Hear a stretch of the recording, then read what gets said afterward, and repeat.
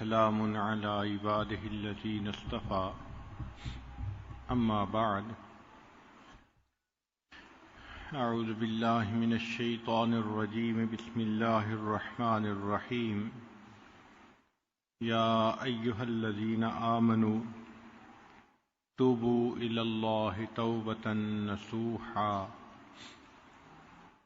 سبحان ربك رب العزة عما يصفون وسلام على المرسلين والحمد لله رب العالمين اللهم صل على سيدنا محمد وعلى آل سيدنا محمد وبارك وسلم اللهم صل على سيدنا محمد وعلى آل سيدنا محمد وبارك وسلم اللهم صل على سيدنا محمد وعلى آل سيدنا محمد وبارك وسلم یا ایھا الذین آمنوا اے ایمان والو توبوا الی اللہ توبۃ نصوحا تم اللہ کے سامنے سچی توبہ کرو۔ یہ حکم سب کو دیا جا رہا ہے، چنانچہ ارشاد فرمایا وَتُوبُوا إِلَى اللَّهِ جَمِيعًا أَيُّهَا الْمُؤْمِنُونَ لَعَلَّكُمْ تُفْلِحُونَ اے ایمان والو تم سب کے سب اللہ کے سامنے توبہ کرو، اس لیے کہ کوئی بندہ کسی بھی مقام پر ہو توبہ کیے بغیر اس کے لیے چارہ نہیں۔ نبی علیہ السلام نے فرمایا کلکم خطاؤون، تم سب کے سب خطا کار ہو، وخیر الخطائین التوابون، اور تم میں سے بہتر خطا کار وہ ہے جو توبہ کرنے والا ہے۔ چنانچہ فمن المؤمنین من یتوب من الکبائر، مومنوں میں سے بعض ایسے ہوتے ہیں جو کبیرہ گناہ سے توبہ کرتے ہیں، ومنہم من یتوب من الصغائر، بعض صغیرہ گناہوں سے توبہ کرتے ہیں، ومنہم من یتوب من الشبہات، بعض شبہات سے توبہ کرتے ہیں، ومنہم من یتوب من المکروہات، ایسے بھی لوگ ہوتے ہیں جو مکروہات سے توبہ کرتے ہیں، ومنہم من یقول من الغفلات، بعض ایسے بھی لوگ جو اپنے غفلت میں گزرے ہوئے لمحوں پر بھی توبہ کرتے ہیں، ومنہم من یتوب من الوقوف عند حال ادنی حیث لم یرتقی الی ما هو اعلی، بعض ایسے بھی ہیں کہ جو اپنے نیچے کے درجے پر ہونے سے توبہ کرتے ہیں تاکہ اللہ ان کو اوپر کا درجہ عطا فرما دے۔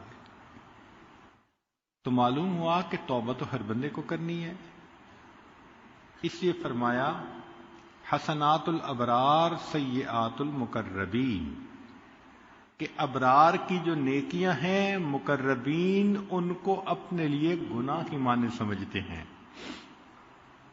رب کریم نے سب کو توبہ کے لیے دعوت دی، ہر ایک کو، چنانچہ مشرکین کو دعوت دی، فرمایا فَإِن تَابُوا وَأَقَامُوا الصَّلَاةَ وَآتُوا الزَّكَاةَ فَإِخْوَانُكُمْ فِي الدِّينِ، اگر یہ مشرک شرک سے توبہ کر لیں تو یہ دین میں تمہارے بھائی ہیں۔ نصارہ کو توبہ کی دعوت دی، افلا یتوبون الی اللہ ویستغفرونہ، کہ اگر یہ نصارہ اپنے تثلیث کے عقیدے سے توبہ کر لیتے اللہ ان کی توبہ کو بھی قبول کر لیتا۔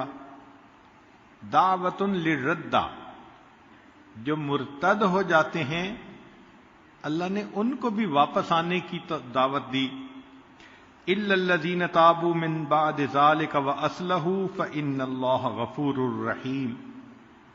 ایک جگہ قرآن مجید میں منافقین کو توبہ کی دعوت دی گئی، الا من تاب وآمن وعمل صالحا فاولئک یبدل اللہ سیئاتہم حسنات۔ تو معلوم ہوا کہ پروردگار عالم نے کسی بندے کے لیے توبہ کے دروازے کو بند نہیں کیا. جو بھی ہے جس حال میں بھی ہے وہ توبہ کر سکتا ہے. ہاں اتنی سی بات ہے کہ توبہ فوری کرنی چاہیے. یہ نہیں کہ انسان سوچتا ہی رہ جائے. چنانچہ توبۃ النصوح کے بارے میں فرمایا کہ تخلیصها من کل غش و نقص و فساد، کہ ایسی توبہ جو ہر ملاوٹ سے اور نقص سے اور فساد سے پاک ہو. یعنی جب انسان کا دل اس کی زبان کا ساتھ دے رہا ہو، ورنہ کئی مرتبہ تو زبان سے الفاظ نکلتے ہیں دل ساتھ نہیں دیتا. اس لیے اگر کسی نے فقط زبان سے یہ لفظ کہے تبت الی اللہ ورجعت الی اللہ وندمت علی ما فعلت وعزمت علی اللہ اعود الی المعاصی ابدا، مگر اس کے دل میں توبہ کی نیت نہیں تو ان کلمات کو کہنے کے باوجود اس کی توبہ قبول نہیں ہوگی.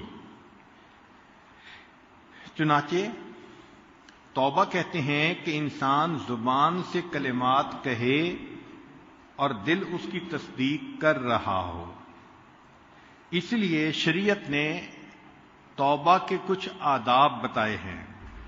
سب سے پہلے صحت النیہ، کہ نیت ٹھیک ہونی چاہیے.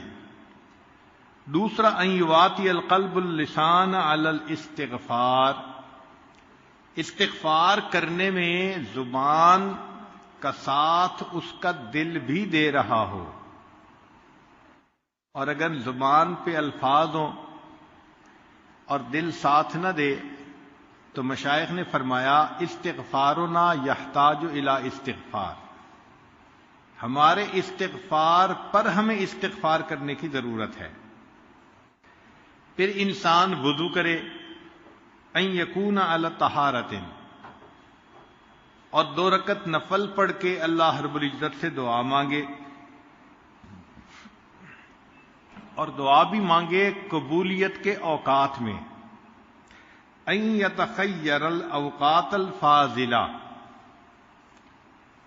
وبالاسحار هم یستغفرون، ہمارے اکابر سحری کے وقت استغفار کرتے تھے.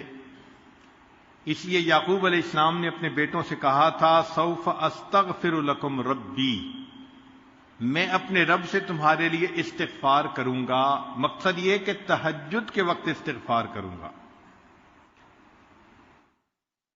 پھر انسان اپنے لیے بھی دعا مانگے اور سب ایمان والوں کے لیے. ربنا اغفر لی ولوالدی وللمؤمنین، یہ دعا سکھائی گئی.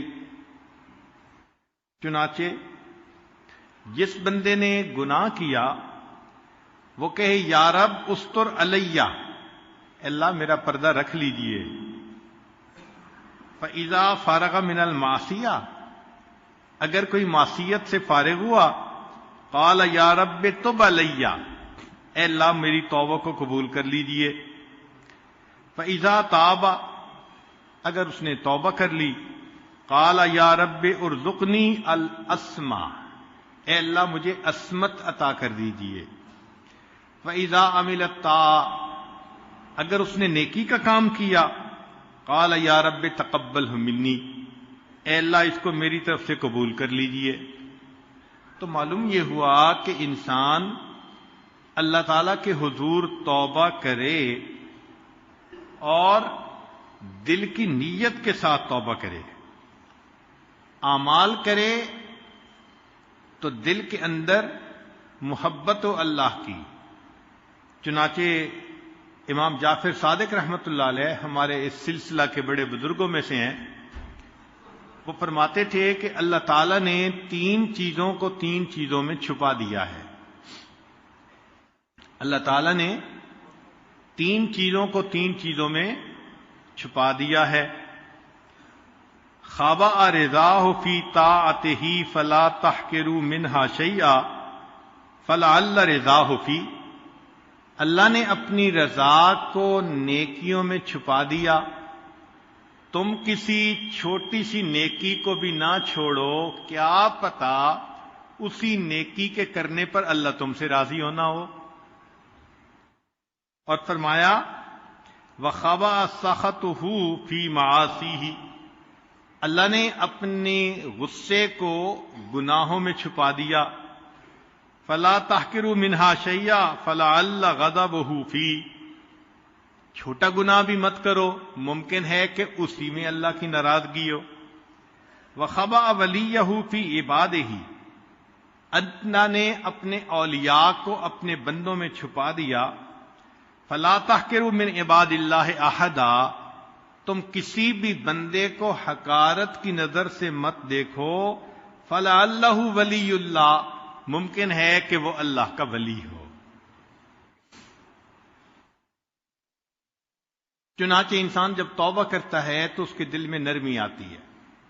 ہمارے مشائخ نے فرمایا کہ جالس التوابین فإنہم ارق افئدہ، توبہ کرنے والوں کی صحبت اختیار کرو، ان کے دل نرم ہوا کرتے ہیں۔ اس توبہ میں سب سے پہلے انسان اللہ کے حقوق ادا کرے۔ نمازیں قضا کر دی تھیں، زکوٰۃ نہیں دی تھی، روزے چھوڑ دیے تھے، حج نہیں کیا، تو ان اعمال کا حساب لگا کر جتنا کچھ اس کے ذمہ بنتا ہے اس کو ادا کرے، اور پھر مخلوق کے ساتھ جو زیادتی کی، کسی کا حق مارا، غیبت کی، دل دکھایا، تو ان سے بھی معافی مانگے، اس لیے کہ ہر گناہ سے توبہ کرنا ضروری۔ چنانچہ ابو طالب مکی رحمۃ اللہ لکھتے ہیں من تاب عن 99 ذنبا، جس بندے نے 99 گناہوں سے توبہ کر لی، ولم یتب من ذنب واحد، ایک گناہ سے توبہ نہ کی، لم یکن عندنا من التائبین، وہ ہماری کتابوں میں تائبین میں شمار نہیں کیا جائے گا۔ اب ایک سوال دل میں پیدا ہوتا ہے کہ ایک بندہ ہے جس نے گناہ کیا ہی نہیں، اور ایک بندہ ہے کہ گناہ کر بیٹھا اور توبہ کی، تو دونوں میں سے بہتر کون؟ تو بعض علماء نے تو فرمایا کہ جس طرح کپڑا شروع میں بنے تو بے جوڑ کا زیادہ خوبصورت ہوتا ہے، اس کو کاٹ کے جوڑ لگا دو تو وہ بدنما ہو جاتا ہے، پہلے جیسا تو نہیں بن جاتا۔ اس لیے جو گناہ کرے ہی نہ وہ سب سے بہتر۔ اور بعض علماء نے کہا کہ نہیں، اللہ تعالی کے ہاں عاجزی، انکساری کا مرتبہ زیادہ ہے۔ جب کوئی بندہ نیکی ہی کرتا رہتا ہے تو اس کے دل میں خود پسندی ہوتی ہے، اور اگر کوئی بندہ گناہ کر بیٹھے اور اس گناہ سے وہ توبہ کرے تو اس کے دل میں گناہ کے کرنے کی ندامت ہوتی ہے، اس لیے یہ بندہ اب اللہ کو زیادہ پسندیدہ ہے۔ اور دلیل انہوں نے دی کہ ایک مرتبہ موسیٰ علیہ السلام نے پوچھا یا ربی این اجدک، اللہ میں آپ کو کہاں ڈھونڈوں؟ رب کریم نے فرمایا عند المنکسرۃ قلوبہم من اجلی، جن کے دل ٹوٹے ہوتے ہیں میرے پیارے موسیٰ علیہ السلام، ان کے دل میں تلاش کرو تم مجھے وہیں پاؤ گے۔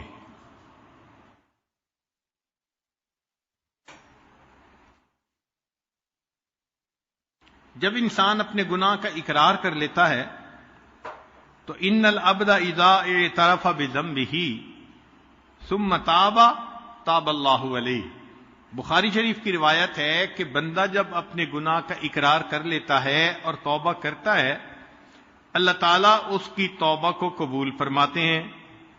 اور حدیث پاک میں یہاں تک فرمایا کہ لو اخطأتم حتی تبلغ خطایاکم السماء، اگر تم اتنے گناہ کرو کہ تمہارے گناہ آسمان کی بلندی تک پہنچ جائیں، ثم تبتم، پھر اگر تم توبہ کرو گے لتاب اللہ علیکم، اللہ پھر بھی تمہاری توبہ کو قبول فرما لیں گے۔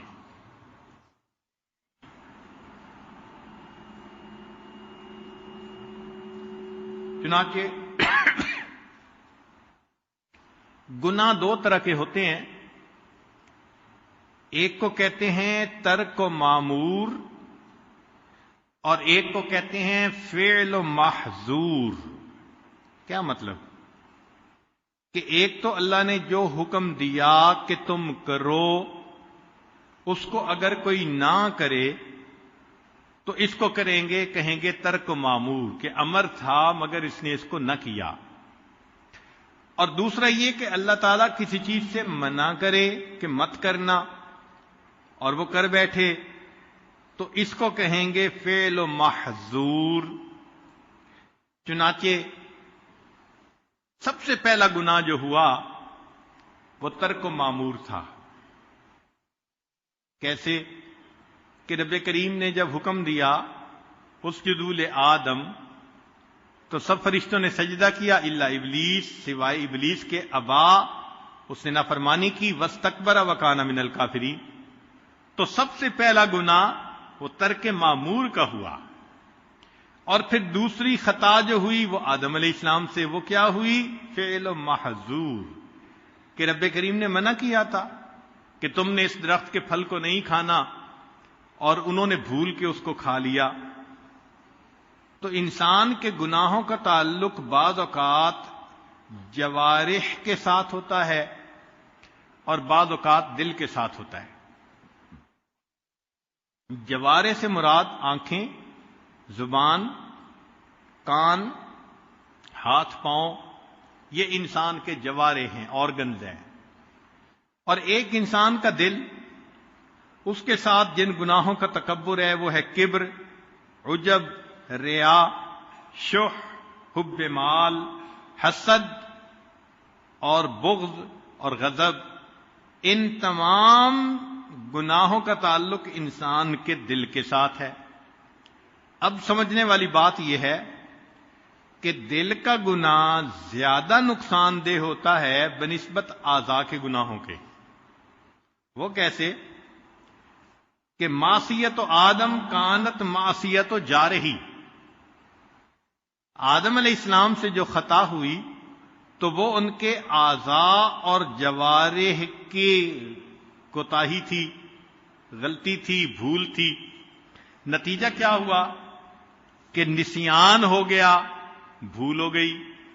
تو یہ جوارح کا معاملہ ہوا نا، ضعف الارادہ، ارادے میں کوتاہی۔ تو اعضاء کی وجہ سے جو گناہ ہوا فوراً توبہ کی اور اللہ نے ان کی توبہ کو قبول کر لیا۔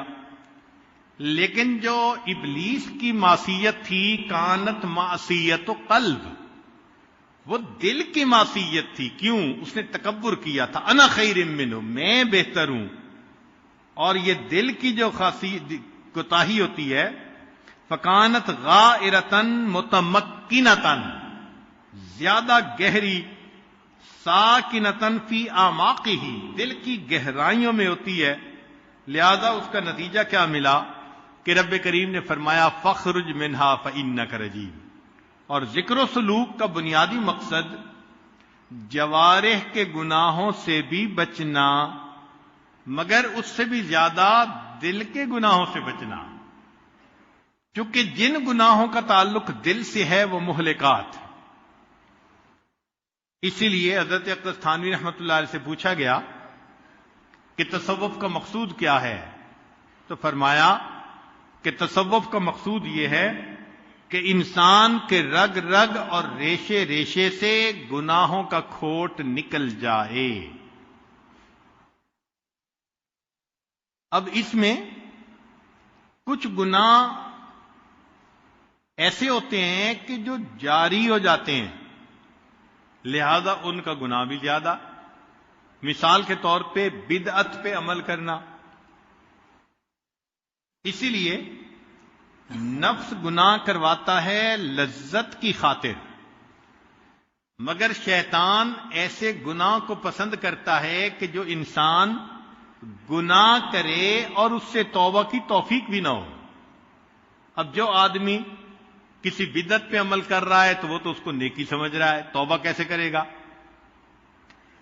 اسی لیے مجدد ثانی رحمت اللہ علیہ نے حدیث مبارکہ لکھی کہ جس قوم میں کوئی بدعت آ جاتی ہے، اللہ تعالیٰ اس کے مقابلے کی ایک سنت کو اٹھا لیتے ہیں، پھر اس قوم کے اندر قیامت تک سنت نہیں لوٹائی جاتی۔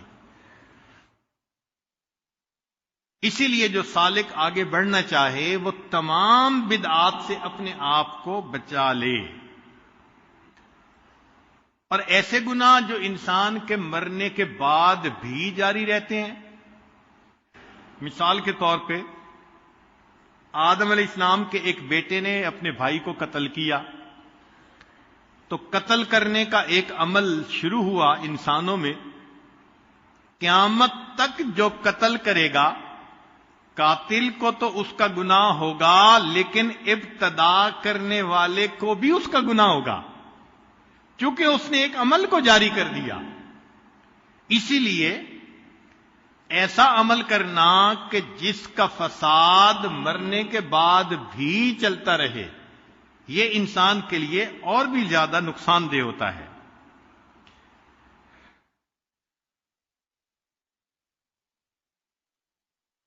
کئی مرتبہ ایسے ہوتا ہے کہ گناہ کی ابتدا چھوٹی ہوتی ہے، انتہا بڑی ہوتی ہے۔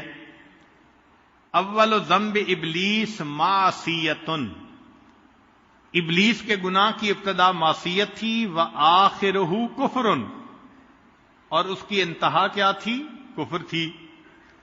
اور اول ذنب قابیل شہوتن، قابیل کے گناہ کی ابتدا شہوت تھی، وآخرہ شقوتن، اور آخر میں اس کو شقاوت نصیب ہوئی۔ اسی لیے انسان کو چاہیے کہ وہ گناہوں سے بچے اور جتنے نیک اعمال کر سکتا ہے اتنے کرے۔ الاعمال تشفع لصاحبها عند اللہ وتذکر به اذا وقع فی الشدائد، بندے کی نیکیاں اس کے گناہوں کو مٹا دیتی ہیں۔ ان الحسنات یذہبن السیئات، چنانچہ قرآن مجید میں اللہ تعالیٰ فرماتے ہیں فلولا انہ کان من المسبحین، کہ اگر یونس علیہ السلام میری پاکیزی شان بیان کرنے والے نہ ہوتے، للابث فی بطنہ الی یوم یبعثون، قیامت تک مچھلی کے پیٹ میں رہتے، تو مچھلی کے پیٹ سے نکلنے کا سبب ان کا تسبیح پڑھنا بن گیا، کہ انہوں نے کہا تھا لا الہ الا انت سبحانک انی کنت من الظالمین۔ تو معلوم ہوا کہ اگر انسان گناہ کرے تو استغفار بھی کرے، نیک اعمال بھی کرے، تو نیک اعمال اس کے لیے بخشش کا سبب بن جاتے ہیں۔ عربی کا ایک مشہور شعر ہے وَإِذَا الْحَبِيبُ أَتَى بِذَنبٍ وَاحِدٍ، عجیب شعر کہا کسی نے، وَإِذَا الْحَبِيبُ أَتَى بِذَنبٍ وَاحِدٍ، اور جب محبوب کسی ایک غلطی کا ارتکاب کر لیتا ہے، جاءت محاسنہ بألف شفیع، تو اس کی خوبیاں ہزار شفاعت سفارش کرنے والے کو لے کے سامنے آ جاتی ہیں۔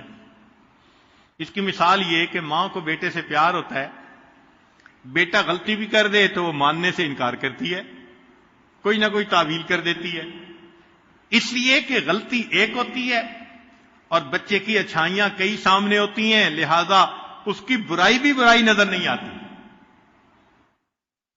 تو انسان اگر نیکی کرتا ہو تو پروردگار عالم اس کی خطا کو جلدی معاف فرما دیتے ہیں۔ ہاں، جتنا بھی انسان اللہ رب العزت سے معافی مانگے اللہ تعالیٰ مہربانی فرما دیتے ہیں، اور کبھی تو اس کے گناہوں کو اس کی نیکیوں میں شامل فرما لیتے ہیں۔ حدیث پاک میں آیا کہ کئی مرتبہ انسان ایک گناہ کرتا ہے اور وہ اس کے لیے نیکی میں جانے کا سبب بن جاتا ہے۔ کیوں؟ کہ کیا تو تھا گناہ، مگر اس سے کر لی سچی توبہ اور توبہ اللہ کے ہاں ایسی قبول ہوئی کہ اللہ نے اس بندے کے لیے جنت میں جانے کا فیصلہ فرما دیا. اسی لیے قیامت کے دن شیطان حسرت کرے گا بعض بندوں پر کہ میں نے ان سے گناہ کروائے ہی کیوں تھے، کہ انہوں نے ایسی توبہ کی کہ اللہ کو پسند آ گئی. چنانچہ گناہ کے حالات ہوتے ہیں جن کی وجہ سے وہ چھوٹا بڑا بنتا جاتا ہے. مثال کے طور پہ ایک آدمی اگر کنوارا ہو اور وہ زنا کا ارتکاب کرے تو یہ کم درجے کا گناہ، شادی شدہ ہو اور پھر ارتکاب کرے تو زیادہ گناہ، پھر اگر کنواری عورت سے گناہ کیا تو یہ چھوٹا گناہ نسبتاً، شادی شدہ سے کیا تو یہ متزوجہ سے گناہ کرنے کی وجہ سے بڑا گناہ، اور اگر پڑوسی کی بیوی سے زنا کیا تو اور بھی زیادہ بڑا گناہ. حدیث پاک میں آتا ہے کہ پڑوسی کی بیوی سے زنا کرنا 10 عورتوں کے ساتھ زنا کرنے سے بھی زیادہ برا ہوتا ہے. پھر اگر وہ پڑوسی رشتہ دار ہے تو اس میں چونکہ آپس میں صلہ رحمی بھی ہے تو رشتہ داری کی وجہ سے اور بھی زیادہ کبھی ہو گیا، حق القرابہ ہے. اور اگر کوئی ایسا بندہ ہے کہ جس کا خاوند نیکی کے کام کے لیے نکلا اللہ کے راستے میں، تو المرأۃ المغیبہ التی غاب زوجہا فی طاعت اللہ، اس سے گناہ کرنا اور بھی زیادہ برا ہو گیا. اور اگر کوئی آدمی اتنا شقی القلب کہ وہ محرم عورت سے زنا کرتا ہے تو اور بھی زیادہ کبھی.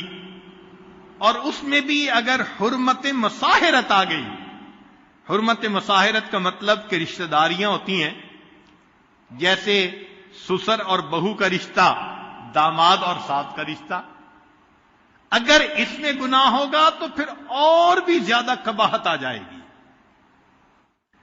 تو معلوم ہوا کہ گناہ تو ایک تھا لیکن حالات کے ساتھ ساتھ اس کے شدت کے اندر زیادتی ہوتی چلی جاتی ہے، اور مکان کے ساتھ بھی اس میں زیادتی ہوتی ہے.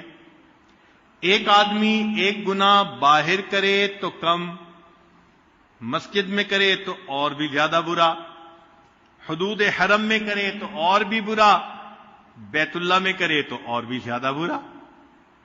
اسی طرح حرمت زمان، عام دنوں میں کرے تو کم برا، اور اگر رمضان المبارک میں کرے تو اور بھی زیادہ برا، ذی الحجہ میں کرے تو اور بھی برا، اور اگر میدان عرفات میں کرے تو اس سے بھی زیادہ برا.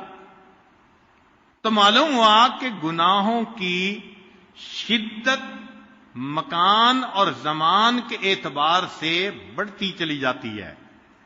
تاہم کچھ اعمال ہیں جو گناہوں کو بخشوا دیتے ہیں.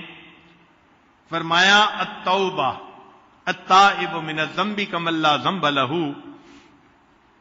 گناہوں سے توبہ کرنے والا ایسے ہوتا ہے جیسے اس نے کبھی گناہ کیا ہی نہیں. اور دوسرا فرمایا استغفار، کہ انسان اپنی زبان پر استغفار زیادہ رکھے. حدیث مبارکہ میں ہے کہ اس شخص کو مبارک ہو قیامت کے دن جس کے نامہ اعمال میں استغفار زیادہ پایا جائے گا، استغفاراً کثیرا. تو اللہ رب العزت اس بندے کی کوتاہیوں کو معاف فرما دیں گے جو زیادہ استغفار کرنے والا ہوگا. لہذا استغفر اللہ، اس کو باقاعدگی کے ساتھ پڑھنا اور عاد و وظائف میں سے ہے. لقمان علیہ السلام نے اپنے بیٹے کو نصیحت کی کہ بیٹے، یا بنیا عود لسانک اللہم اغفر لی، اے میرے بیٹے عادت بناؤ یہ کلمہ کہنے کی کہ اللہ مجھے معاف کر دے، اللہم اغفر لی. وجہ کیا؟ فإن للہ ساعات، اللہ تعالیٰ کے ہاں کچھ قبولیت کے لمحات ہوتے ہیں، لا يرد فیہا سائلا، اس میں مانگنے والے کو اللہ تعالیٰ رد نہیں فرمایا کرتے. تو اللہم اغفر لی، رب اغفر لی، یہ کہنا بخشش کا سبب بن جاتا ہے. اور دوسروں سے دعا بھی کروانا. یہ جو کہتے ہیں نا جی امی دعا کر دیں، ابو دعا کر دیں، مولانا ہمارے لیے دعا کر دیں، حضرت صاحب دعا کر دیں، یہ انسان کے لیے بخشش کا ذریعہ بنتی ہے. حتیٰ کہ نبی علیہ الصلوۃ والسلام نے عمر رضی اللہ عنہ کو فرمایا جب وہ عمرے کے لیے جا رہے تھے کہ اے بھائی اپنی دعاؤں میں ہمیں نہ بھولنا. امت کو تعلیم دی کہ تم دوسروں کو بھی دعاؤں کے لیے کہو. اب غور کیجئے، بات بڑی عجیب ہے کہ کان عمر رضی اللہ تعالی عنہ یطلب من الصبیان الاستغفار ویقول انہم لم تذنبوا. عمر الخطاب لانو چھوٹے چھوٹے بچوں کو کہتے تھے کہ میرے لیے دعا کرو، اس کی وجہ یہ کہ تم چھوٹے ہو، معصوم ہو، تمہاری دعا کو اللہ تعالیٰ رد نہیں فرمائیں گے. ابو ہریرہ رضی اللہ تعالیٰ عنہ کا حال دیکھیے، یقول لغلمان کتاب، جو پڑھنے والے بچے آتے تھے نا تو ابو ہریرہ رضی اللہ عنہ ان کو فرمایا کرتے تھے قولوا اللہم اغفر لابی ہریرہ، کہ بچوں دعا کیا کرو اللہ ابو ہریرہ کی مغفرت فرما دے. فیدعون، وہ بچے دعا مانگتے تھے، فیؤمن علی دعائہم، جب وہ دعا مانگتے تھے تو ابو ہریرہ لانو ان کی دعا پر آمین کہا کرتے تھے. اب ذرا غور کیجئے، صحابی رسول ہیں، اللہ نے اتنی شان دی ہے، مگر جس کو اللہ سے مغفرت لینی ہو وہ تو سہارے ڈھونڈتا ہے نا. چھوٹے بچوں سے بھی دعا کروانا. ہمارے اکابر کے اندر بھی یہ ایک عمل نظر آتا ہے. چنانچہ خواجہ باقی باللہ رحمت اللہ علیہ فرماتے ہیں ایک مرتبہ میرے اوپر قبض کی کیفیت طاری ہو گئی. بہت میں نے کوشش کی کہ یہ وسط میں تبدیل ہو جائے، استغفار بھی کیا، اللہ سے معافیاں بھی مانگی، مگر قبض کی کیفیت ختم نہیں ہوتی تھی. تو فرماتے ہیں کہ ہمارے قریب میں ایک مدرسہ تھا جس میں بچے قرآن مجید پڑھا کرتے تھے، چھوٹے بچے. تو میں ان کے پاس گیا. جب گیا تو بچے دیکھ کر کھڑے ہو گئے اور کہنے لگے جی کہ ایک بزرگ آئے ہیں، اللہ کے ولی آئے ہیں. تو جب انہوں نے یہ الفاظ کہے تو میں نے کہا یہ تمہارا میرے ساتھ حسن ظن ہے. سچی بات تو یہ کہ میں اس لیے تمہارے پاس آیا ہوں کہ تم استغفار کرو، اللہ چھینی ہوئی کیفیات کو پھر واپس عطا فرما دو. چھوٹے بچوں سے دعائیں کروانا. اور بکر المزنی رحمت اللہ علیہ عجیب بات کرتے تھے، فرماتے تھے کہ لو کان رجل یطوف علی الابواب، اگر بندہ جس نے گناہ کر لیے ہوں وہ لوگوں کے دروازوں پہ اس طرح طواف کرتا، کما یطوف المسکین، جس طرح کے مسکین روٹی مانگنے کے لیے دروازوں کا طواف کرتا ہے، تو گناہگار بندہ اگر سب لوگوں کے دروازوں کا اس طرح طواف کرتا جس طرح مسکین روٹی مانگنے کے لیے طواف کرتا ہے، اور ہر دروازے والے کو کہتا استغفروا لی، میرے لیے استغفار کرو، لکان لہ ان یفعل، چاہیے تھا کہ وہ ایسا کر گزرتا. جس نے اپنے گناہوں کی بخشش کروانی ہو تو کوئی بھی اس کے لیے ہیلا اختیار کرنا پڑے تو اس کو تو ضرور کرنا چاہیے. تو سوچئے کہ اگر فقیر کی طرح ایک ایک دروازے پر جا کر ان سے ریکویسٹ کرنی پڑ جاتی کہ جی میرے لیے مغفرت کی دعا کرو، تو وہ فرماتے ہیں کہ یہ بھی نفع کا سودا تھا، ایسا کر گزرنا چاہیے تھا.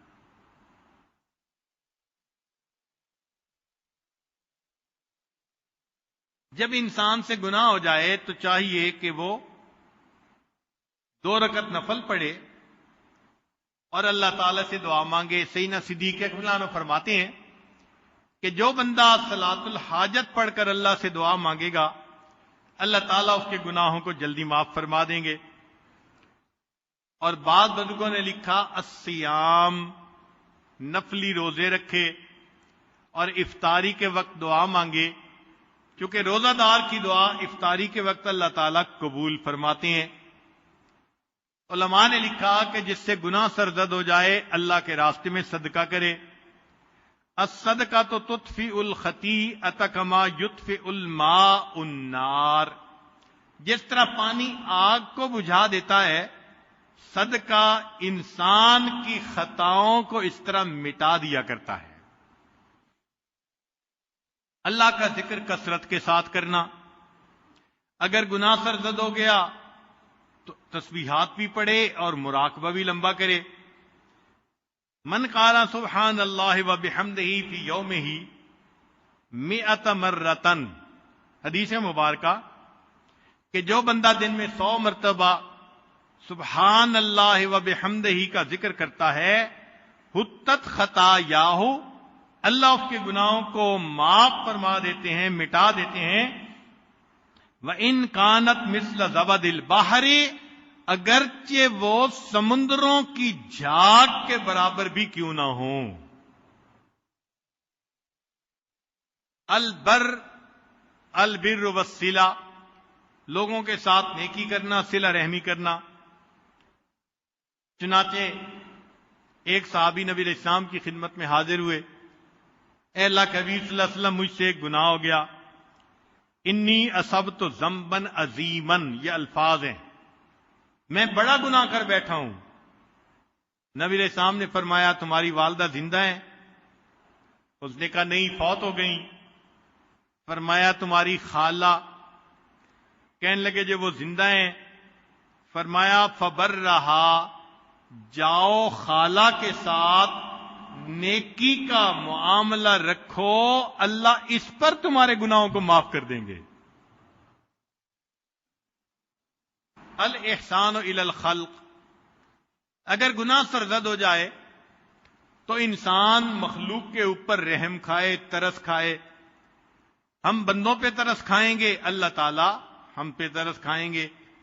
چنانچہ بخاری شریف کی روایت ہے کہ بنی اسرائیل کی فاحشہ عورت تھی، زانیہ عورت تھی، اس نے ایک پیاسے کتے کو پانی پلایا تھا، اللہ تعالیٰ نے پانی پلانے پر اس کی زندگی کے سب گناہوں کو معاف کر دیا تھا۔ اور کبھی کبھی گناہوں کی بخشش کا سبب ایک اور بھی ہوتا ہے، اللہ تعالیٰ بیماری بھیج دیتے ہیں، کوئی غم بھیج دیتے ہیں، کوئی پریشانی بھیج دیتے ہیں۔ المصائب والہموم، ان سے بھی بندے کے گناہ معاف ہوتے ہیں۔ حدیث مبارکہ سنیے، ما یصیب المسلم من نصب ولا وصب ولا ہم ولا حزن ولا اذن ولا غم حتی الشوکۃ یشاکها الا کفر اللہ بها من خطایاہ۔ مومن کو جو بھی درد، تکلیف، بیماری پہنچتی ہے، حتیٰ کہ کانٹا بھی چبھ جاتا ہے، اس تکلیف کے پہنچنے پر بھی اللہ اس کے گناہوں کو مٹا دیتے ہیں۔ اور آج کل کیا حال، ذرا سی تکلیف پہنچی اور شکوے شروع، بے صبری، ذرا سی بات پہ انسان شکوے کرنے لگ جاتا ہے۔ تو معلوم ہوا کہ اس بے صبری سے اپنے گناہوں کے مٹنے والے عمل کو ختم کر لیتا ہے۔ اگر صبر کر لیتا تو پتہ نہیں اللہ تعالیٰ کن گناہوں کو مٹا دیتے۔ اس کی مثال یوں سمجھیے کہ ماں کو اپنے بیٹے سے محبت ہوتی ہے، وہ بچے کو گندا نہیں دیکھ سکتی۔ اگر دیکھتی ہے کہ اس نے مٹی لگا لی، کپڑے گندے کر لیے، تو وہ اپنے بچے کو نہلانے کے لیے لے جاتی ہے۔ اب بچہ رو رہا ہوتا ہے، باپ پوچھے کہ میرا بیٹا کیوں رو رہا ہے؟ ماں کہاں گئی؟ تو دوسرا بندہ جواب دے گا کہ جی ماں ہی تو رلا رہی ہے. تو وہ حیران ہوگا کہ ماں بیٹے کو رلا رہی ہے. لیکن جب بتایا جائے گا کہ بچے کے جسم سے نجاست لگ گئی تھی، ماں دھو رہی ہے اور دھونے کی وجہ سے بچہ رو رہا ہے، تو اس کا جو غصہ تھا وہ خوشی میں تبدیل ہو جائے گا. بالکل اسی طرح ہم گناہ کر لیتے ہیں، اللہ تعالیٰ کوئی نہ کوئی پریشانی، مصیبت، بلا بھیج دیتے ہیں، اور وہ حقیقت میں گناہوں کو دھونے کے لیے ہوتی ہے. چنانچہ حدیث مبارکہ ہے، لا یزال البلاء بالمؤمن او المؤمنة فی نفسه ومالہ وولدہ حتی یلقی اللہ تعالی وما علیہ من خطیئہ. بندے کو کوئی بھی مصیبت پریشانی جب پہنچتی ہے اور وہ صبر کر لیتا ہے، تو اللہ تعالیٰ سے وہ اس حال میں ملے گا کہ اس کے سب گناہ معاف کر دیے گئے ہوں گے. جو انسان توبہ کرتا ہے اس پر اللہ تعالیٰ کی طرف سے اس کو انعام ملتا ہے. سب سے پہلے گناہ معاف ہوتے ہیں، جنت میں جانے کا فیصلہ. دوسری بات کہ کئی مرتبہ اللہ تعالیٰ گناہ کو نیکیوں میں تبدیل فرما دیتے ہیں. پھر تیسرا، اللہ تعالیٰ اس کے دشمنوں کے معاملے میں اپنے بندے کی مدد فرماتے ہیں. اور پھر اللہ تعالیٰ اس بندے کے دل میں عاجزی پیدا کر دیتے ہیں، انکساری پیدا کر دیتے ہیں. ابن عطاء اللہ اسکندری رحمۃ اللہ علیہ فرماتے ہیں، ربما فتح لک باب الطاعۃ وما فتح لک باب القبول. ایسا بھی ہو سکتا ہے کہ اللہ تمہارے لیے نیکی کا دروازہ کھول دے، قبولیت کا دروازہ نہ کھولے. لہذا نیکی کرنا الگ بات، اللہ کے ہاں اس کا قبول ہو جانا یہ الگ بات ہے. پھر فرماتے ہیں کہ ربما قدر علیک المعصیۃ.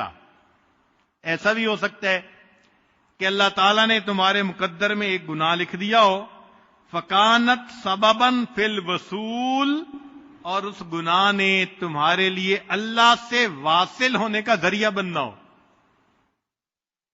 کیا مطلب؟ کہ انسان گناہ کرتا ہے، پھر جب توبہ کرتا ہے تو وہ گناہ اس کے لیے اللہ کے قرب کا ذریعہ بن جاتا ہے. آگے فرماتے ہیں کہ معصیۃ اورثت ذلا للہ. ایسا گناہ کہ جس کے بدلے میں انسان کو اپنا آپ اللہ کے سامنے ذلیل لگے، شرمندگی والا لگے، اور اس کے اندر انکساری ہو. خیر من الطاعۃ، وہ گناہ اس نیکی سے بہتر ہے. اورثت عجبم و استکبارا، کہ جو نیکی انسان کے اندر عجب اور استکبار کو پیدا کر دے. اس نیکی سے وہ گناہ زیادہ بہتر ہے جو انسان کے اندر عاجزی اور انکساری پیدا کر لے. پھر جو بندہ توبہ کرتا ہے اللہ تعالیٰ پھر اس بندے سے خوش ہوتے ہیں.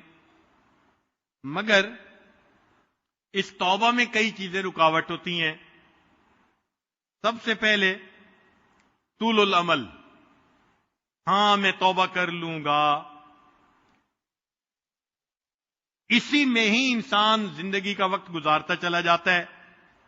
کل امرئ مسبح فی اہلہ والموت ادنی من شراک نعلہ. صحابہ رضی اللہ عنہم یہ شعر پڑھا کرتے تھے کہ ہر بندہ صبح کرتا ہے اپنے گھر والوں کے ساتھ، اور اس کی موت اس کے جوتے کے تسمے سے بھی زیادہ اس کے قریب ہوتی ہے. تو کیا پتا انسان کو کب موت آ جائے. اور کئی مرتبہ اللہ کی جناب میں انسان کو مایوسی ہوتی ہے، یہ مایوسی کفر تک پہنچا دیتی ہے. اور کئی مرتبہ انسان قضاء و قدر پہ اعتراض کرتا ہے، اور یہ اللہ نے چونکہ لکھا تھا اس لیے ہونا ہی تھا. ایسی بات نہیں. رب کریم نے اختیار بندے کو دیا ہے، کرے یا نہ کرے. چنانچہ ایک آدمی نے گناہ کیا، ان رجلا وقع فی معصیۃ فقام یناجی ربہ قائلا، گناہ کر کے وہ اپنے اللہ کے سامنے یہ کہنے لگا، الہی انت قضیتا انت قدرتا انت حکمتا، اللہ تو نے یہ گناہ مقدر میں لکھا تھا، تو نے اس کا فیصلہ کیا تھا، آپ ہی نے تقدیر بنائی تھی۔ فسمع صوتا یقول لہ، آواز آئی، کہنے والے نے کہا، ھذا حق الربوبیہ، میرے بندے میں نے تیری تقدیر بنا کر ربوبیت کا حق ادا کیا، فَأَيْنَ أَدَبُ الْعُبُودِيَّةِ، عبودیت کا ادب کہاں ہے؟ بات اس کو سمجھ آ گئی، کہنے لگا، الہی انا عصیت وانا اسرفت وانا ظلمت، اللہ میں نے گناہ کیا، میں نے اسراف کیا، میں نے اپنی جانوں پہ ظلم کیا۔ فسمع کأن اللہ یقول لہ، آواز آئی جیسے اللہ کی طرف سے جواب دیا جا رہا ہو، انا غفرت وانا عفوت وانا رحمت، اگر تو نے تسلیم کر لیا کہ تجھ سے خطا ہوئی، میرے بندے میں نے تجھے معاف کر دیا، میں نے تیری خطاؤں کو درگزر فرما دیا۔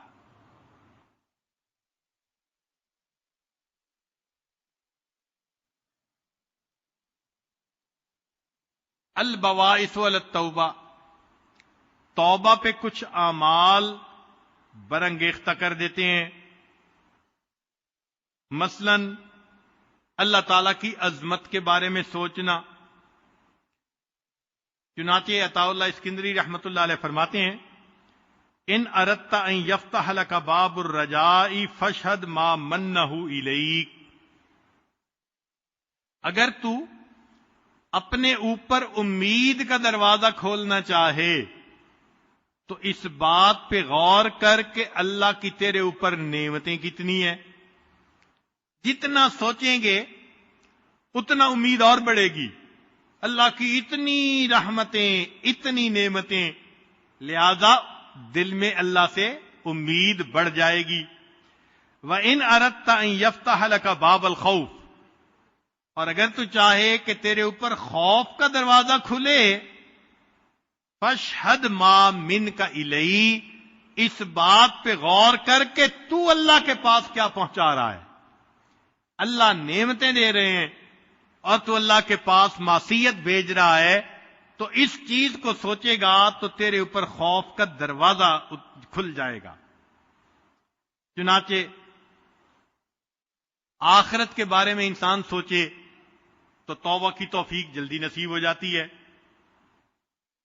امام ابی بکر بن فورق کے بارے میں آتا ہے، ایک بندہ ان کے پاس داخل ہوا، وہ کہتے ہیں، فلما رآنی، جب میں نے ان کو دیکھا، دمعت عیناہ، آنکھیں آنسوؤں سے تر تھیں، فقلت لہ، میں نے یہ کہا، ان اللہ تعالی یعافیک و یشفیک، اللہ تعالیٰ آپ کو شفا بھی دے دیں گے، معاف بھی فرما دیں گے۔ فقال علی، انہوں نے جواب دیا، ترانی اخاف الموت، تو یہ محسوس کر رہا ہے کہ میں موت سے ڈر رہا ہوں؟ ایسی بات نہیں، انما اخاف مما وراء الموت، موت کے بعد کیا ہوگا مجھے وہ ڈر لگ رہا ہے۔ تو آخرت کے بارے میں سوچے تو بھی توبہ کی توفیق۔ چنانچہ انسان جس قدر اللہ رب العزت سے اپنے گناہوں کی معافی مانگے، پروردگار عالم اس کے ساتھ رحمت کا معاملہ فرماتے ہیں۔ عمر بن خطاب رضی اللہ عنہ فرماتے ہیں، التوبۃ النصوح ان تبغض الذنب کما احببتہ، کہ توبۃ النصوح یہ ہے کہ تجھے گناہ کرنے سے ایسی نفرت ہو جیسے گناہ کرنا پسند تھا، اور جب تجھے گناہ یاد آئے تو اس وقت استغفار کرے۔ علماء کو اللہ تعالیٰ جزائے خیر عطا فرمائے، ہماری آسانی کے لیے انہوں نے توبہ کو چند لفظوں کے اندر سمیٹ دیا ہے کہ توبہ کیا ہوتی ہے۔ ذرا توجہ فرمائیے گا، بہت عجیب فکرہ ہے۔ فرماتے ہیں، ترک الذنب علما بقبحہ وندما علی فعلہ وعزما علی اللہ یعود الیہ اذا قدر وتدارکا لما یمکن تدارکہ من الاعمال واداء لما ضیع من الفرائض اخلاصا للہ ورجاء لثوابہ وخوفا من عقابہ وَإِن يَكُونَ ذَلِكَ قَبْلَ الْغَرْغِرَةِ وَقَبْلَ طُلُوعِ الشَّمْسِ مِن مَغْرِبِهَا، اگر یہ تمام شرائط پوری ہو گئیں، جو توبہ کی جائے گی وہ توبۃ النصوح بن جائے گی۔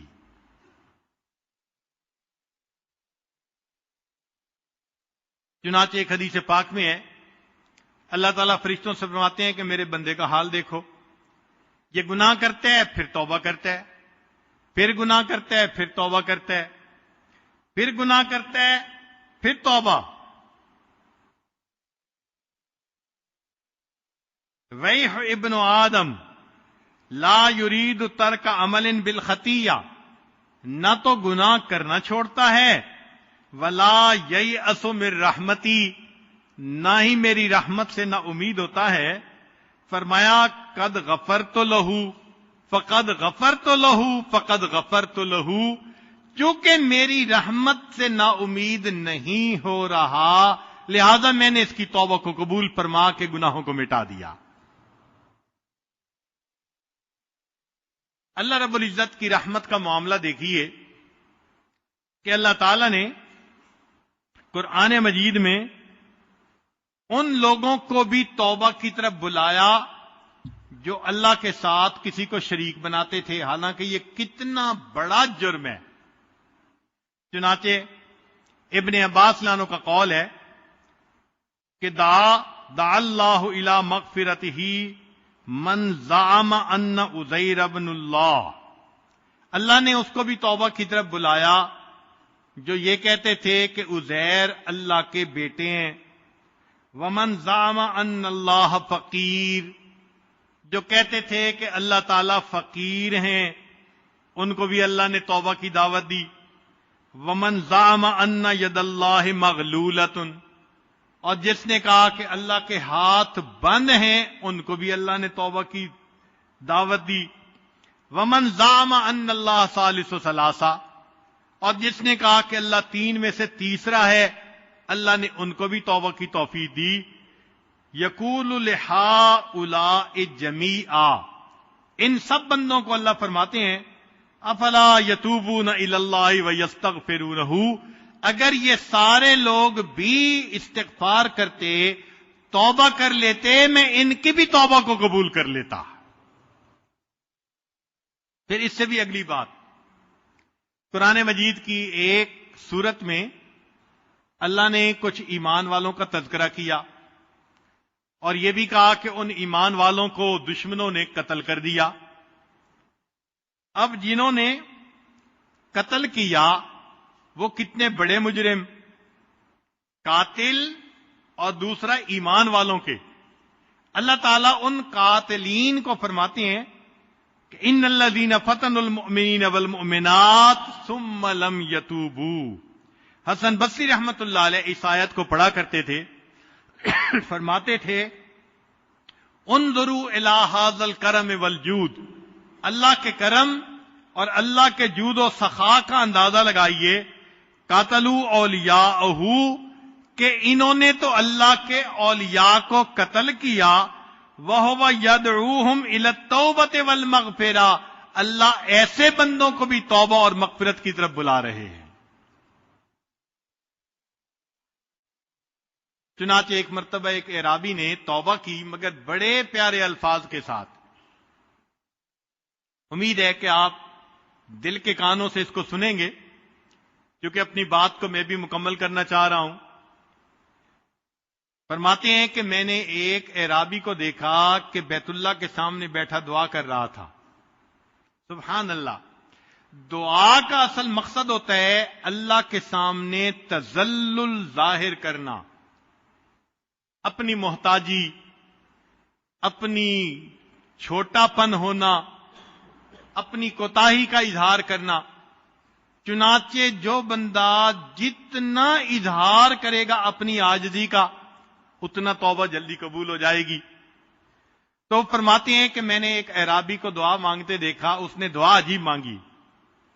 کہتے ہیں الہی من اولا بالذلل والتقصیر منی وقد خلقتنی ضعیفا. اللہ آپ نے مجھے ضعیف پیدا کیا تو مجھ سے زیادہ تقصیر کا اور گناہ کا پھر حقدار کون ہو سکتا ہے؟ آپ نے ہی تو مجھے ضعیف پیدا کیا. قرآن مجید میں فرماتے ہیں نا اللہ تعالیٰ خلق الانسان ضعیفا، انسان کو ہم نے کمزور پیدا کیا. تو جب اللہ آپ نے ڈیزائن ہی ایسا بنایا کہ کمزور ہے مشین تو گڑبڑ تو ہوگی صحیح. اب ذرا اس اعرابی کی عقل مندی دیکھیے، اس نے اللہ تعالیٰ کے سامنے بات کیسے اچھے انداز سے کی.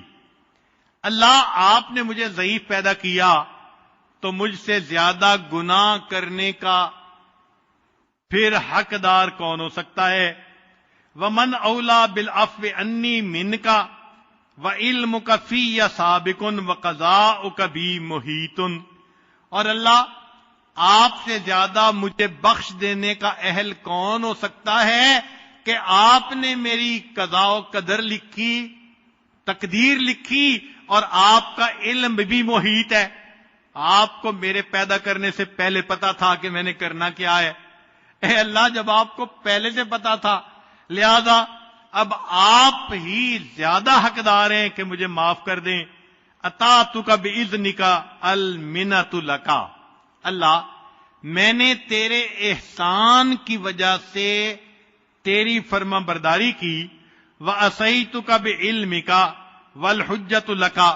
اور اللہ میں نے گناہ کیا تو تیرے پاس حجت مکمل ہو گئی مجھے سزا دینے کی. فاسألک بوجوب حجتک علی. اللہ وہ جو تیرے پاس حجت ہے نا مجھے سزا دینے کی، میں اس کی وجہ سے دعا مانگتا ہوں.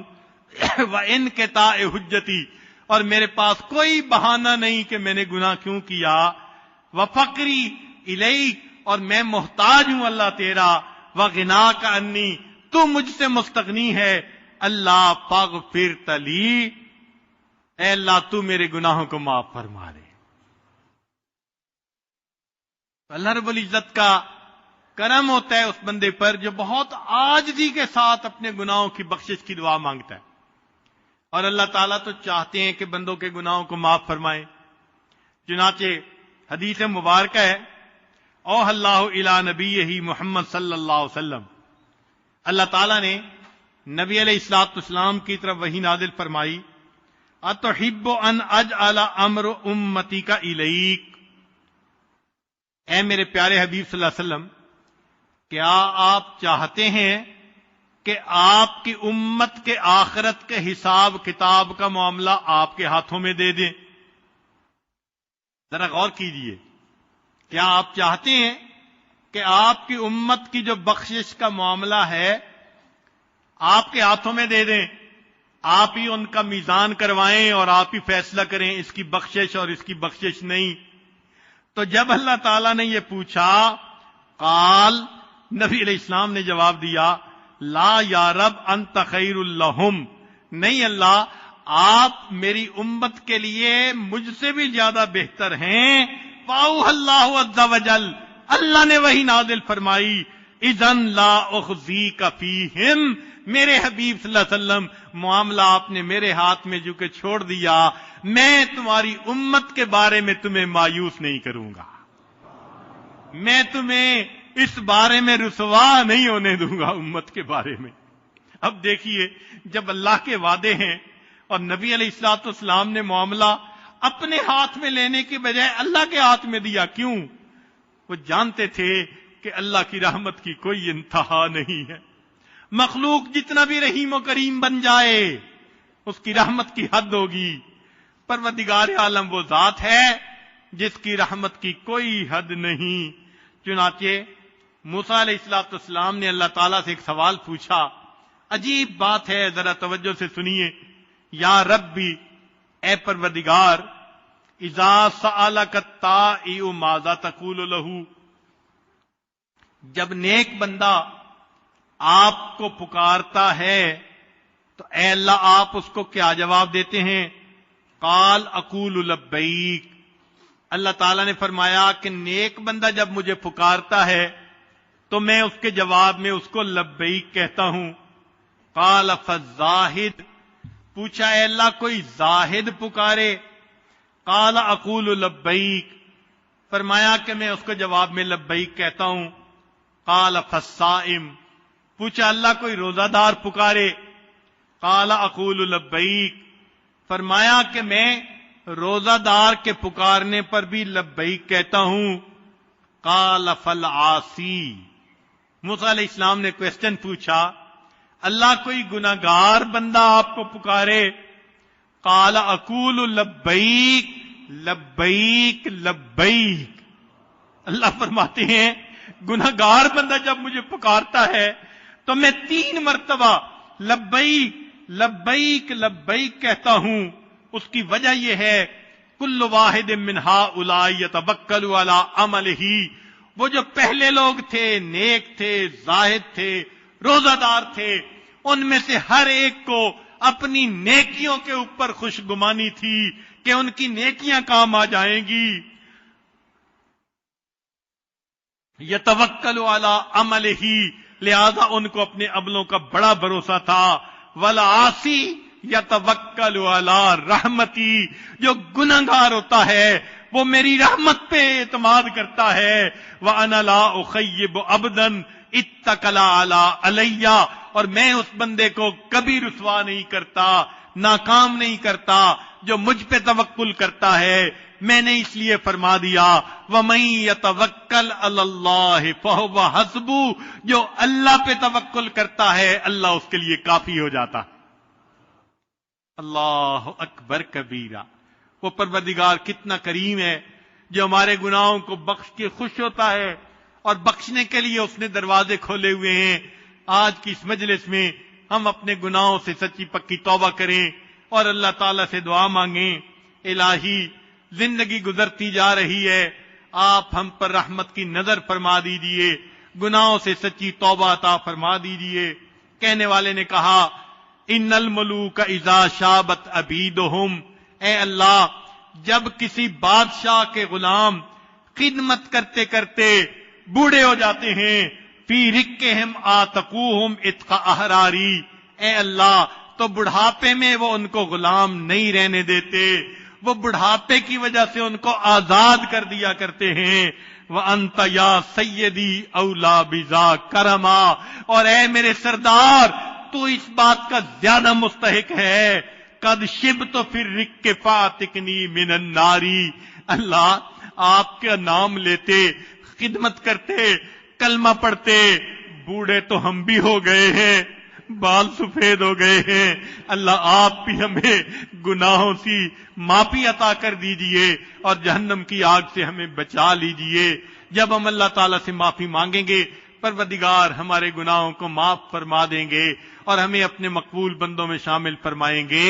پروردگار عالم آج کی اس مجلس میں ہمارے گناہوں کو معاف فرما کر اللہ تعالیٰ ہمیں اپنے مقبول بندوں میں شامل فرمائے۔ وآخر دعوانا ان الحمد للہ رب العالمین۔ بعض احباب کی طرف سے یہ کہا گیا کہ ہمیں توبہ کے کلمات پڑھنے ہیں، بعض نئے دوست بھی آئے ہیں تو تائب ہونے کی نیت سے، تو دل میں یہ نیت کر لیجئے کہ اللہ ہمارے سب گناہوں کو معاف فرما اور ہمیں آئندہ نیکوکاری پرہیزگاری کی زندگی نصیب فرما۔ الحمدللہ وکفا وسلام علی عبادہ الذین اصطفیٰ، اما بعد۔ یہ کلمات سچے دل کے ساتھ پیچھے پیچھے پڑھیے۔ بسم اللہ الرحمن الرحیم۔ لا الہ الا اللہ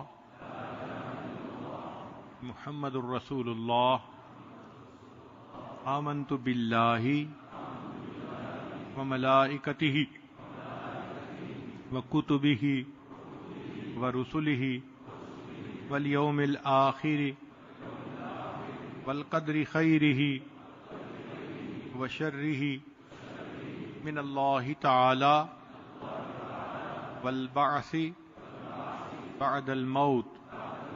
آمنت باللہ کما ہوا باسمائہ وصفاته وقبلت جميع احکامه اقرار باللسان وتصدیق بالقلب اشهد ان لا الہ الا اللہ واشهد ان محمدا عبده ورسوله استغفر اللہ ربی من کل ذنب واتوب الیہ برحمتک یا ارحم الراحمین۔ ان کلمات کو پڑھنے سے توبہ طائب ہو چکے ہیں۔ چند معمولات سن لیجئے۔ 100 مرتبہ درود شریف روزانہ صبح و شام، 100 مرتبہ استغفار صبح و شام، روزانہ قرآن مجید کی تلاوت، چلتے پھرتے دل میں اللہ کا دھیان، اور روزانہ صبح و شام آدھا گھنٹہ 20 منٹ مراقبہ کرنا، دل اللہ کی طرف متوجہ کر کے بیٹھ جانا کہ اللہ کی رحمت آ رہی ہے، دل میں سما رہی ہے، دل کی ظلمت اور سیاہی دور ہو رہی ہے، اور میرا دل اللہ اللہ اللہ یہ میرا دل کہہ رہا ہے۔ انشاءاللہ اگر آپ روزانہ یہ مراقبہ کریں گے تو اللہ تعالیٰ دل کو منور فرما دیں گے، گناہوں کی ظلمت کو مٹا دیں گے۔ ابھی دعا سے پہلے تھوڑی دیر کے لیے آپ حضرات مراقب ہو جائیے، آنکھوں کو بند کر لیجئے، سر کو جھکا لیجئے۔ دنیا اور جو کچھ دنیا میں ہے اس سے ہٹ کٹ کے اللہ رب العزت کی یاد میں ڈوب جائیے۔ واؤ ہرس والا دل بدل دے، میرا غفلت میں ڈوبا دل بدل دے۔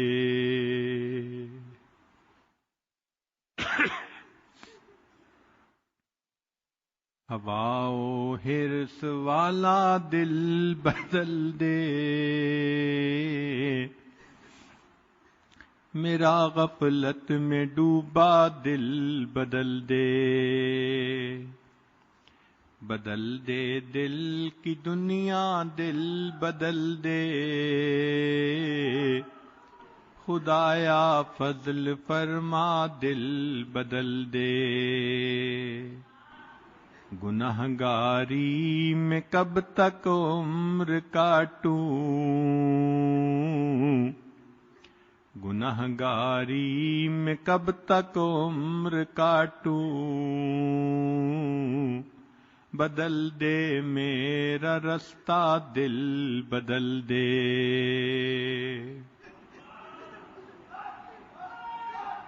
سنوں میں نام تیرا دھڑکنوں میں، مزہ آ جائے مولا دل بدل دے۔ ہٹا لوں آنکھ اپنی ماں سوا سے، جیوں میں تیری خاطر دل بدل دے۔ یہ کیسا دل ہے سینے میں الہی، یہ زندہ بھی ہے مردہ دل بدل دے۔ پڑا ہوں تیرے در پر دل شکستہ، رہوں کیوں دل شکستہ دل بدل دے۔ پڑا ہوں تیرے در پر دل شکستہ، رہوں کیوں دل شکستہ دل بدل دے۔ تیرا ہو جاؤں اتنی آرزو ہے، بس اتنی ہے تمنا دل بدل دے۔ میری فریاد سن لے میرے مولا، بنا لے اپنا بندہ دل بدل دے۔ گنہگاری میں کب تک عمر کاٹوں، بدل دے، میرا رستہ دل بدل دے، ہوا و حرص والا دل بدل دے، میرا غفلت میں ڈوبا دل بدل دے۔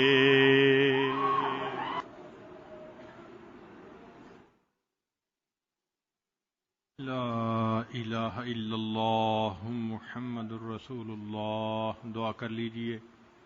سبحان ربی العلی الوہاب، اللہم صلی علی سیدنا محمد وعلی آل سیدنا محمد وبارک وسلم۔ اے کریم آقا، ہم آپ کے عاجز مسکین بندے ہیں، ہمارے گناہوں کو معاف فرما، خطاؤں سے درگزر فرما، عیبوں کی پردہ پوشی فرما۔ اللہ ہماری نگاہوں کو پاک فرما، دلوں کو صاف فرما، سینوں کو اپنی محبت سے لبریز فرما، اپنے عشق کی آتش ہمارے سینوں میں پیدا فرما، ہمارے انگ انگ سے اپنے ذکر کو جاری فرما، روئے روئے سے اپنے ذکر کو جاری فرما، ہڈی ہڈی بوٹی بوٹی میں اپنی محبت پیدا فرما۔ اللہ جسمانی بیماریوں کو دور فرما، روحانی بیماریوں کو دور فرما۔ اللہ ہمارے علم میں برکت پیدا فرما، عمل میں برکت پیدا فرما، رزق میں برکت پیدا فرما، صحت میں برکت پیدا فرما، کاموں میں برکت پیدا فرما، وقت میں برکت پیدا فرما، قدم قدم اپنی برکتیں شامل حال فرما۔ اے کریم آقا، ہمارے ساتھ درگزر کا معاملہ فرما۔ اللہ ہمیں نماز کی حضوری نصیب فرما، سجدے کا سرور نصیب فرما، قرآن پاک پڑھنے کا لطف نصیب فرما، رات کے آخری پہر کے مناجات کی لذت نصیب فرما، ایمان حقیقی کی حلاوت نصیب فرما۔ اے کریم آقا، ہمارے ساتھ درگزر کا معاملہ فرما۔ اے اللہ، علم حاصل ہونے کے بعد جہالت کے کاموں سے محفوظ فرما، ہدایت ملنے کے بعد گمراہی سے محفوظ فرما، عزتیں ملنے کے بعد ذلت سے محفوظ فرما۔ اللہ اپنے قرب کے بعد دوری سے محفوظ فرما۔ اے کریم آقا، دوستی کے رنگ میں دشمنی کرنے والوں سے بھی محفوظ فرما۔ بے اولادوں کو نیک اولاد عطا فرما، جو صاحب اولاد ان کی اولادوں کو نیکوکار بنا، فرما بردار بنا، ماں باپ کی آنکھوں کی ٹھنڈک بنا۔ جن گھروں میں جوان بچے بچیاں موجود ہیں، اللہ ان بچوں کے مستقبل کو روشن فرما، ماں باپ کے لیے فرض ادا کرنے آسان فرما۔ اے کریم، درگزر کا معاملہ فرما، اٹکے کاموں کا ہونا آسان فرما، الجھے کاموں کو اپنی رحمت سے سلجھا۔ احباب جو دل کے اندر نیک مرادیں لے کر آئے ہیں، اللہ سب کی نیک مرادوں کو پورا فرما، اور میرے مولا ہم سب کے گناہوں کو معاف فرما۔ کریم آقا، رحمت کی نظر فرما۔ اللہ ہماری خطاؤں سے درگزر فرما۔ میرے مولا، ہم اپنے گناہوں کا اقرار کرتے ہیں، اے اللہ ہم پر رحمت کی نظر فرما دیجئے، گناہوں کو معاف کر دیجئے، رحمت فرما دیجئے۔ اے کریم آقا، جو بندہ روٹی مانگنے والا ایک دروازے پہ جائے اور اسے کچھ نہ ملے، اس پہ تو کوئی حسرت نہیں، وہ دوسرے دروازے پہ چلا جاتا ہے، نہ ملے تیسرے دروازے پہ چلا جاتا ہے۔ اللہ، مسئلہ تو ہمارا ہے، جن کے پاس ایک دروازے کے سوا کوئی دوسرا دروازہ نہیں۔ اے اللہ، ہم اچھی طرح جانتے ہیں جو آپ کے دروازے سے خالی اٹھتا ہے وہی بدبخت ہوا کرتا ہے، شقی ہوا کرتا ہے۔ اللہ، شقی بننے سے بچا لیجئے، اللہ اپنی رحمت فرما دیجئے، اللہ مغفرت فرما دیجئے، کرم کر دیجئے۔ اے کریم، مہربانی کا معاملہ فرمائیے۔ اللہ، آج کے اس دن میں، رات میں ہماری بخشش فرما دیجئے۔ کریم آقا، رحمت کا معاملہ فرما۔ اے اللہ، نفس و شیطان کے مکر و فریب سے محفوظ فرما۔ اللہ، بچہ چلتے ہوئے تھک جاتا ہے، کہتے ابو چلا نہیں جاتا، مجھے اٹھا لیجئے۔ میرے مولا، ہم نفس و شیطان سے مقابلہ کرتے کرتے تھک گئے ہیں، اللہ آپ کو مدد کے لیے پکارتے ہیں۔ اے اللہ، رحمت کا ہاتھ بڑھا دیجئے، اے اللہ کرم کا ہاتھ بڑھا دیجئے، اللہ مہربانی فرما دیجئے، اللہ ہماری حفاظت فرما دیجئے، ہمیں اپنا سایہ دے دیجئے، اپنی رحمت میں چھپا لیجئے، اللہ کرم کر دیجئے، اللہ مہربانی کا معاملہ فرمائیے۔ اے کریم، ہماری ان دعاؤں کو اپنی رحمت سے قبول فرما لیجئے۔ اے اللہ، آج کی اس مجلس میں ہماری توبہ کو قبول فرما۔ اے اللہ، ہمیں آئندہ نیکی پر استقامت نصیب فرما۔ اللہ، زندگی میں کبھی بھی بے سہارا نہ فرما، کبھی بھی بے آسرا نہ فرما، کبھی بھی اپنے در سے دور نہ فرما۔ اے اللہ، اس مجمع میں کتنے نوجوان ہیں آج سچی توبہ کر رہے ہیں، میرے مولا گرم خون بھی معافیا مانگ رہا ہے۔ اگر آپ نے انکار کر دیا، اے اللہ شیطان بہکائے گا اور نفس بھٹکائے گا، جوانیاں ضائع ہو جائیں گی۔ اے اللہ جوانیوں کی حفاظت فرما دیجئے، رحمت کی نظر کر دیجئے۔ اللہ اس مجمع میں چھوٹی عمر کے بچے اور بچیاں بھی ہیں، ہاتھ اٹھائے بیٹھے ہیں، اللہ ان کے معصوم ہاتھوں کی لاج رکھ لیجئے۔ میرے مولا ہم تو خطا کار اور گناہگار سہی، یہ معصوم بچے اللہ معصوم ہیں، ان کے ہاتھوں کی معصومیت کی لاج رکھ لیجئے۔ اللہ کرم کر دیجئے، مہربانی کا معاملہ فرمائیے، ہماری ان دعاؤں کو اللہ اپنی رحمت سے قبول فرما لیجئے۔ اللہ امت کو ہدایت عطا فرما، ہدایت کی ہواؤں کو عام فرما، مدارس عربیہ کی حفاظت فرما، دعوت و تبلیغ کے کام کی حفاظت فرما، جہاں اللہ اللہ ہوتی ہے ان خانقاہوں کی حفاظت فرما، اقامت دین کی کوششوں کی حفاظت فرما۔ اللہ ہمارے اس ملک کی حفاظت فرما، جو اس ملک کے دشمن ہیں اللہ ان کو ہدایت عطا فرما، جن کی قسمت میں ہدایت نہیں اللہ ان کو چن چن کے دفع دور فرما، ہمیں آزادی کی قدر کرنے کی توفیق عطا فرما۔ اے اللہ ہماری ان دعاؤں کو اپنی رحمت سے قبول فرما۔ اللہ امت اس وقت بہت پریشان ہے، رب کریم رحمت کر دیجئے۔ اے اللہ اب تو غیروں نے بھی تانے دینے شروع کر دیے، تمہارا خدا کہاں گیا، تمہاری مدد کیوں نہیں کرتا؟ میرے مولا قصور تو ہمارا ہے، گناہ ہمارے ہیں، مگر اللہ اپنی مدد بھیج دیجئے، اپنی رحمت نہ روکیے، اللہ کرم کر دیجئے۔ اے اللہ رسوا ہونے سے بچا لیجئے، ذلت سے بچا لیجئے۔ اللہ یہ آپ کے پیارے حبیب صلی اللہ علیہ وسلم کی امت ہے، اللہ امت کے سر پہ رحمت کی چادر تان دیجئے، اللہ کرم کر دیجئے، اللہ مہربانی کا معاملہ فرمائیے۔ اللہ ہماری ان دعاؤں کو اپنی رحمت سے قبول فرما، جو مانگا عطا فرما، جو مانگنا چاہیے تو نہیں مانگ سکے اللہ ہمیں وہ بھی عطا فرما۔ صلی اللہ تعالی علی خیر خلقہ سیدنا محمد وآلہ واصحابہ اجمعین برحمتک یا ارحم الراحمین۔